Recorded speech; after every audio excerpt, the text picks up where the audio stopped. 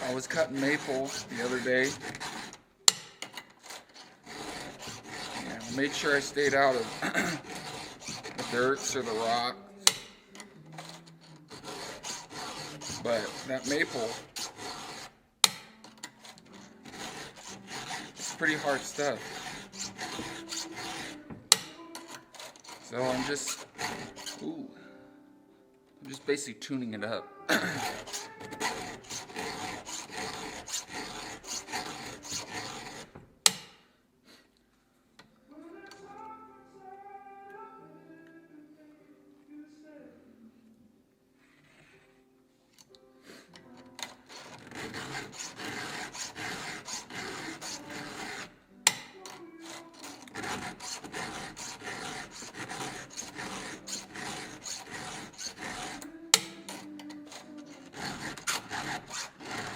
Yeah, that's a little rough right there.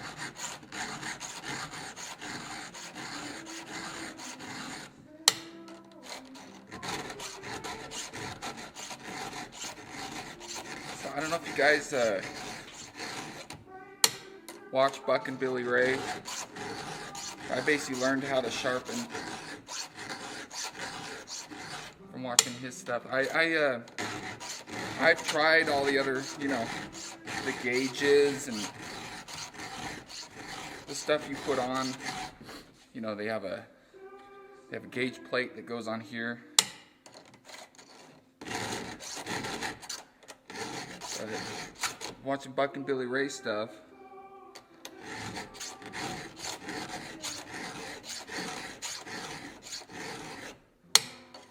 and that has just totally upped my game as far as sharpening goes.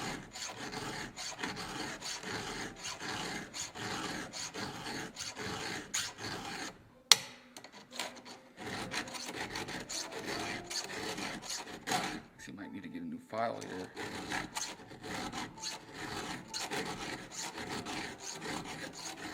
There we go.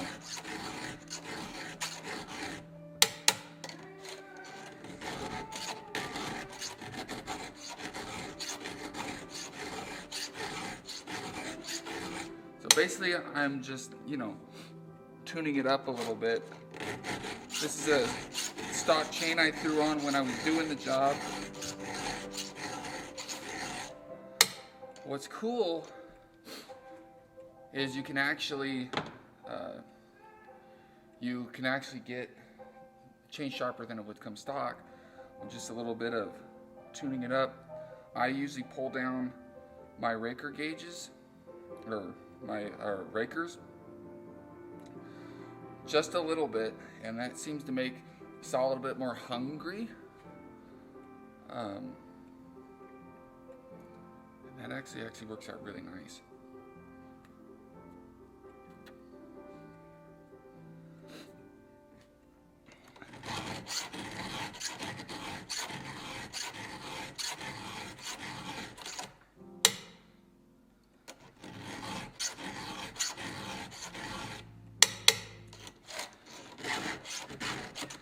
Yeah, that's rough stuff right there.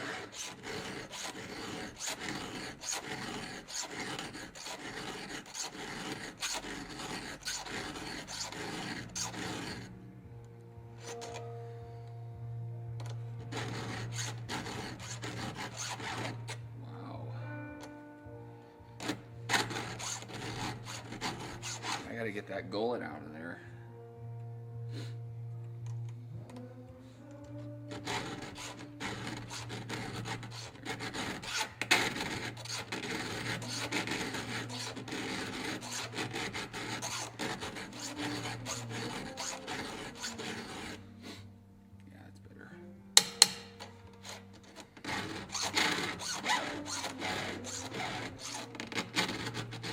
And I must have hit a rock or something. Thought I was pretty careful.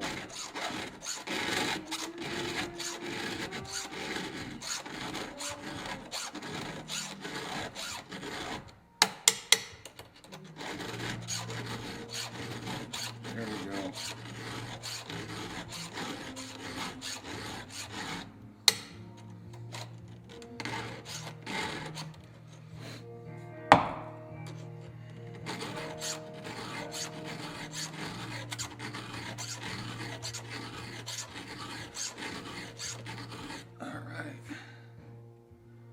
Well, I'm gonna do the other side and then I'll come back. All right, guys.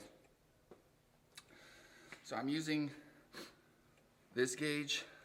You can order this at West Coast Saw on his website.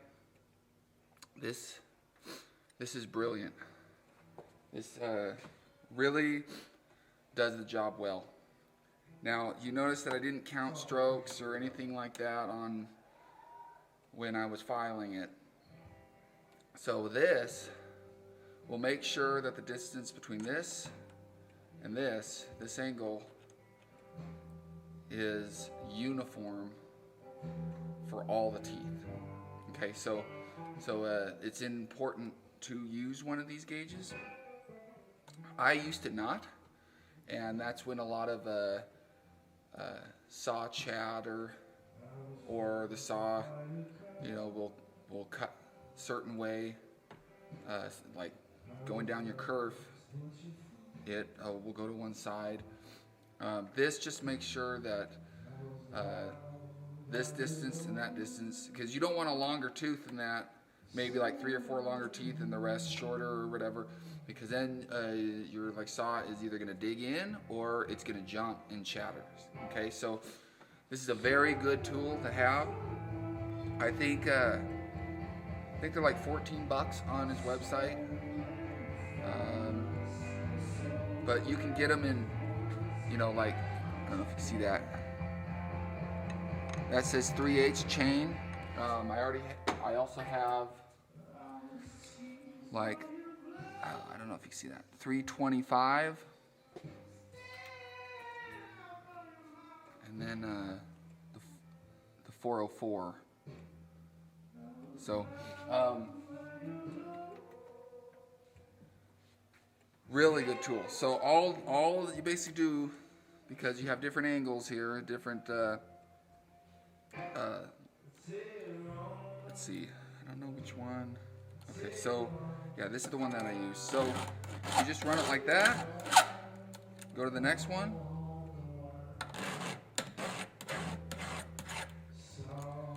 next one,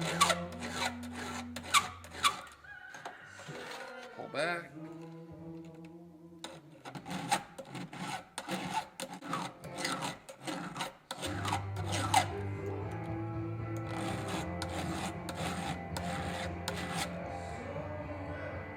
like I say,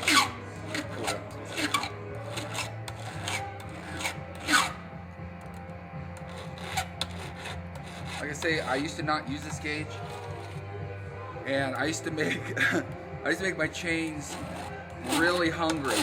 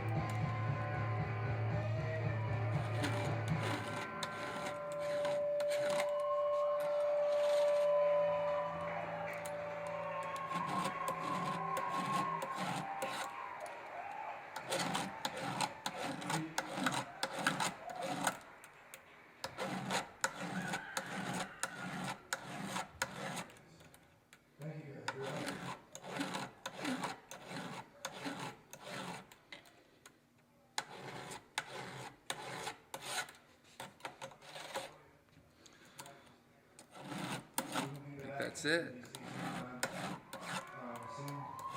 Yep, that's it. So let's see. I just thankful for everybody that came out to see us and everybody that's going to stay to see Black Mountain. I'm thankful for you too. Let's see how this thing cuts.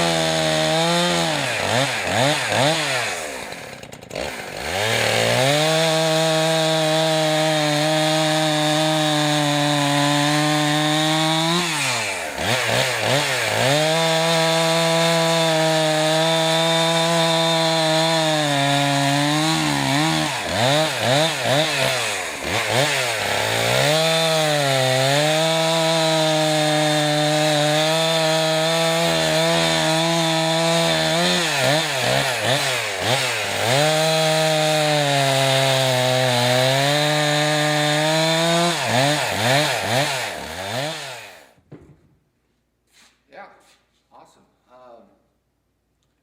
This was not a how-to video at all. I just kind of wanted to show how, well, the progression of where I've arrived into sharpening.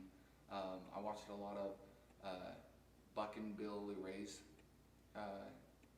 channel, and I watched a lot of videos on how he sharpens saws, and this is kind of what I've just learned along the way. I've kind of done away with the plate that sits on top of the round file, that like gauge plate or whatever they're calling that. And I've also had another tool that I was using. Let's see.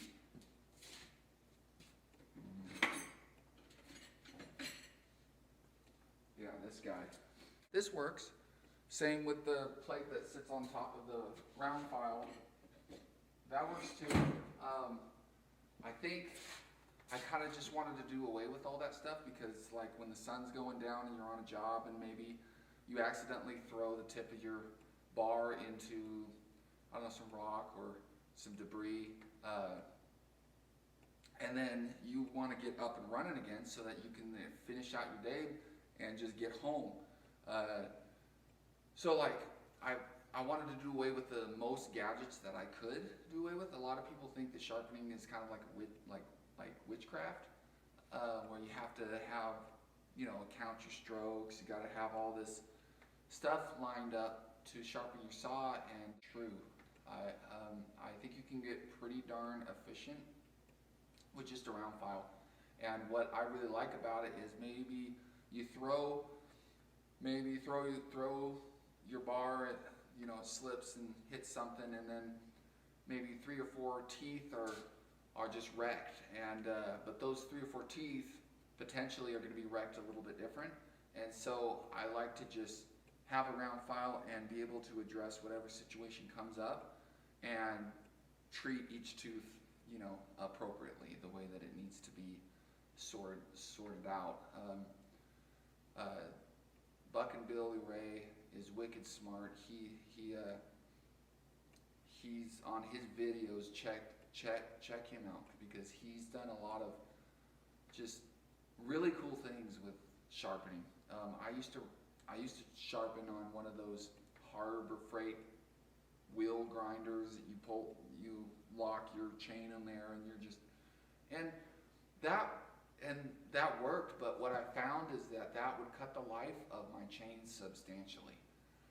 It would take more material off of the top plate and working corner and the side plate than needed to be taken off. And so learning how to round file has just pretty much salvaged the lifespan of my chains. I mean, chains aren't super expensive, but they are an investment. And same with your bars. Dressing up your bar and sharpening your chain to get it sharp, but not being pretty gross with pulling material off. Has been very helpful because I'm able to run a chain on one of my bars and work hours and hours and get my sharpenings out of them, and that's worked out phenomenal. Like I say, this is not a how-to video. This is not, this is the way to do it or anything. This is just what I've learned, which works for me. If you got any suggestions or tricks that I would love to hear them. Put those down in the comments because I want to learn. And where my progression, where I've arrived in sharpening my, saws has, this is where I've arrived. And I know there's a lot more. There's a lot more to learn, and I think the more that the more exposure that I have to sharpening, I'm getting better and better. You saw it was pretty sharp. It wasn't wicked sharp, but you saw me just hold the saw, and the weight of the saw was going down into it, and that was just a quick pass on the teeth, just working out what I could visually see and clear, and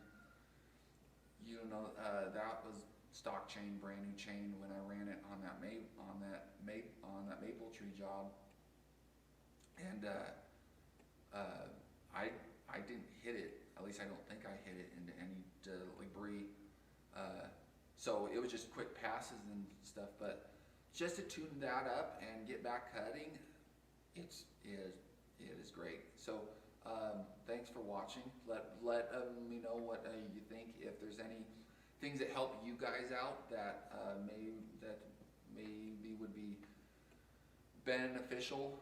I'm just a tree service guy. I wouldn't consider me a feller or anything like that. I run bucket truck, and then I do fell trees, but I'm not a feller, or a faller. But just doing round files just so I can get back cutting is kind of where I'm at with this. I would like to learn more. I'm not an expert by any means. I'm just trying to put food on the table for my family, so and do it efficiently, because everyone wants to go home